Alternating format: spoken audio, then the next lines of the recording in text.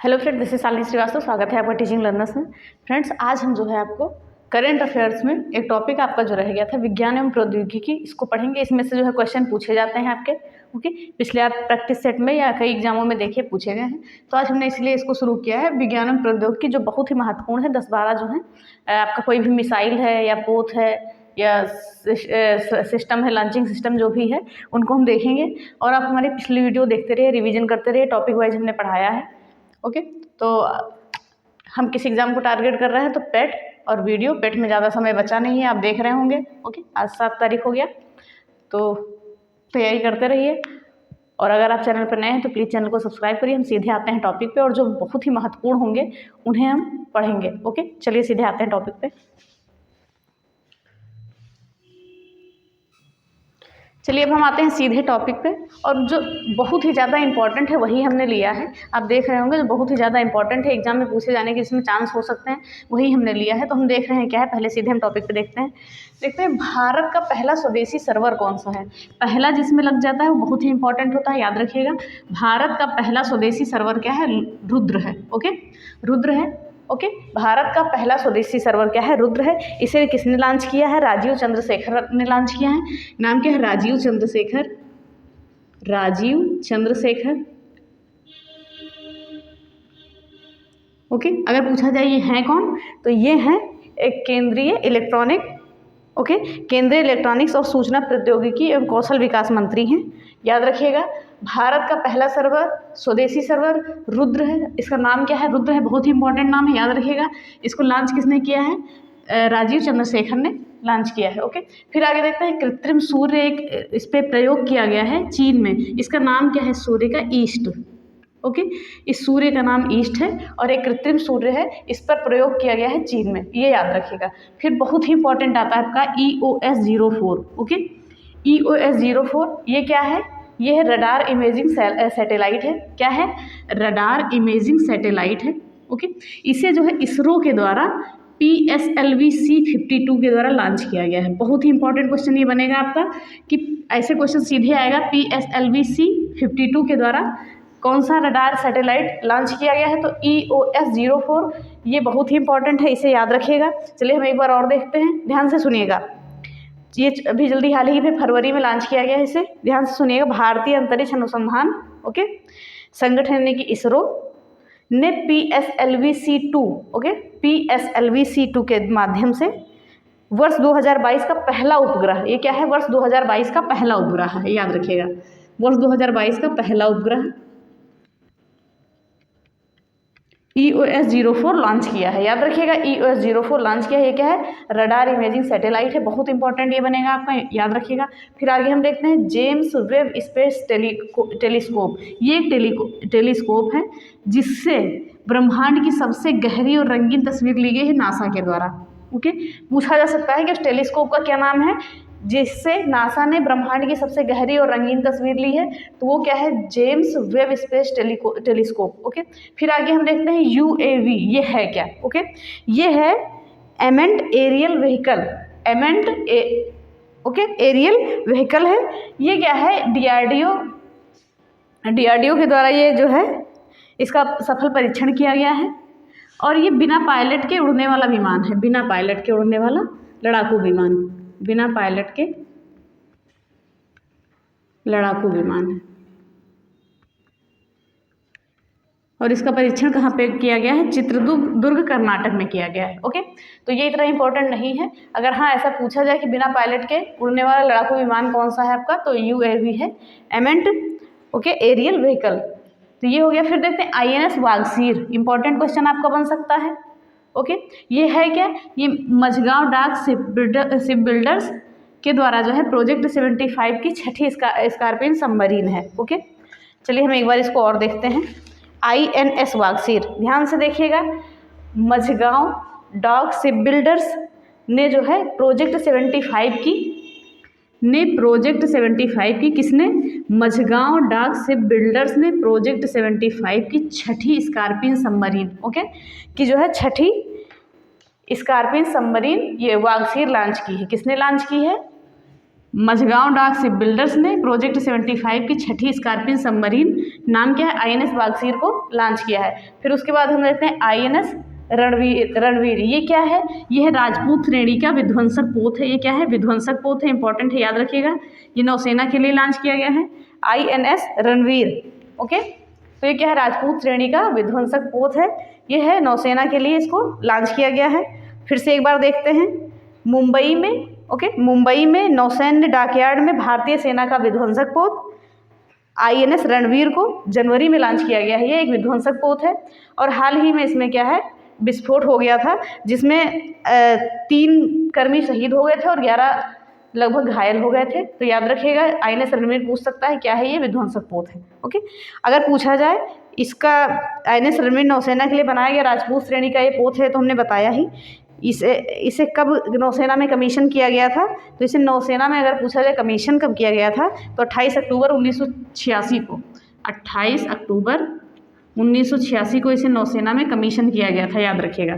तो क्या है, INS रणवीर राजपूत श्रेणी का विध्वंसक पोत है। हाल ही में विध्वंस हुआ इसमें और इसमें 3 कर्मी शहीद हो गए और 11 लोग घायल हो गए। ओके, फिर देखते हैं, भारत का पहला साइबर सुरक्षा केंद्र बेंगलुरु में बनाया गया है। बस इतना आपको इंपॉर्टेंट है, इतना याद रखना है।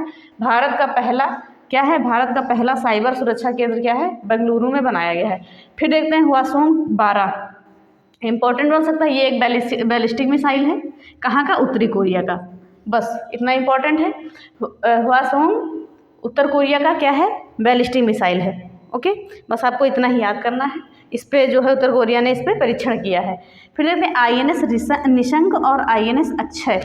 ओके, INS निशंक और INS अक्षय, ये क्या है, मुंबई के नौसैनिक डॉकयार्ड पर सेवा मुक्त कर दिए गए हैं।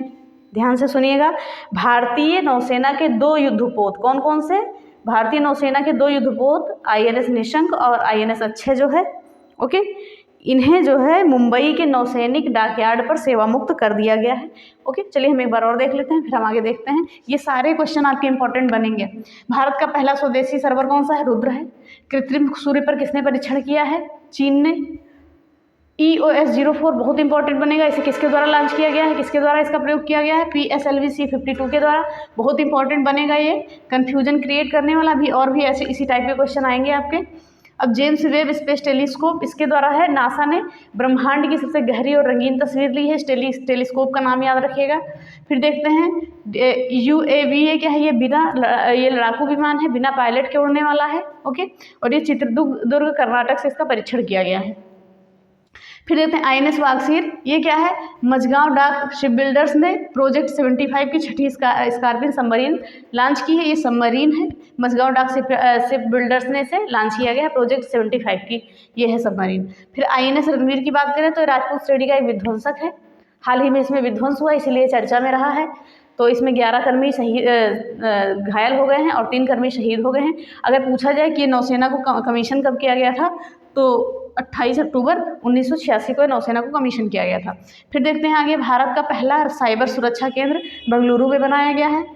फिर हवासोंग 12, ये उत्तर कोरिया के द्वारा परीक्षण किया गया इसका, ये एक है बैलिस्टिक मिसाइल। ओके, फिर देखते हैं आगे, INS निशंक और INS अक्षय, ये 2 युद्धपोत हैं जिन्हें भी मुंबई के नौसैनिक डॉकयार्ड पर सेवा मुक्त कर दिया गया है। ओके, ये सारे इंपॉर्टेंट हैं, देखिएगा। फिर हम आगे देखते हैं, चलिए देखते हैं आगे, देखते हैं सी डोम। ओके, ये क्या है, ये है वायु रक्षा प्रणाली है। ओके, याद रखिएगा, क्या है, ये वायु रक्षा प्रणाली है। इसका जो है इजराइल ने सफलतापूर्वक परीक्षण किया है। सी डोम क्या है, वायु रक्षा प्रणाली है, याद रखिएगा। इजराइल ने इसका सफल परीक्षण किया है, बस आपको इतना ही याद रखना है। फिर अगला देखते हैं, उत्तर भारत का पहला अंतरिक्ष केंद्र। अगर पहला लगा है तो क्वेश्चन भूलिएगा नहीं, तो छोड़िएगा। उत्तर भारत का पहला अंतरिक्ष केंद्र जो है, जम्मू के विश्वविद्यालय में सतीश धवन अंतरिक्ष केंद्र खोला गया है। कहाँ पर खोला गया है, जो उत्तर भारत का पहला अंतरिक्ष केंद्र है, जम्मू के विश्वविद्यालय, जम्मू केंद्रीय विश्वविद्यालय में सतीश धवन अंतरिक्ष केंद्र खोला गया है। कहाँ पे, जम्मू केंद्रीय विश्वविद्यालय में। और किसने इसका स्थापना की है, किसने लॉन्च किया है या किसने शुरुआत की है, स्थापना की है, तो केंद्रीय मंत्री जितेंद्र सिंह ने। ओके, बस इतना इंपॉर्टेंट है, आपका याद रखिएगा। फिर देखते हैं, टैंक रोधी मिसाइल हेलिना।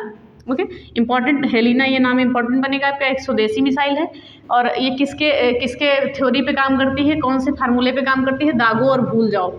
ओके, दागो और भूल जाओ प्रणाली पर ये कार्य करती है। कौन सी? Helena missile. क्या है? टैंक रोधी मिसाइल है। ये स्वदेश निर्मित मिसाइल है, दागो और भूल जाओ प्रणाली पर कार्य करती है। ओके, फिर देखते हैं आगे सैन्य उपग्रह नूर-2। ये जो है ईरान का उपग्रह है। ईरान ने इसे जो है पृथ्वी से 500 मीटर ऊपर की कक्षा में स्थापित किया है। ओके, सैन्य उपग्रह है नूर-2, ईरान ने इसे पृथ्वी से 500 मीटर के ऊपर कक्षा में इसे स्थापित किया है। ओके, फिर आगे देखते हैं RS-28 सरमत मिसाइल। ये रूस का मिसाइल है, एक परमाणु मिसाइल है, बस आपको इतना याद करना है। RS-28 सरमत मिसाइल है, रूस का है, ये परमाणु मिसाइल है। फिर शुक्रयान फर्स्ट की बात करें तो इसरो ने जो है शुक्र ग्रह पर जाने के लिए शुक्रयान फर्स्ट को ले जाने की घोषणा की है। ओके, इसरो ने ऐसा कि ये एक यान बनाया है, ये शुक्र पर जाकर शुक्र के पता लगाएगा कि वहाँ पे क्या है। ओके, उसके बाद बात करते हैं कलाम 100।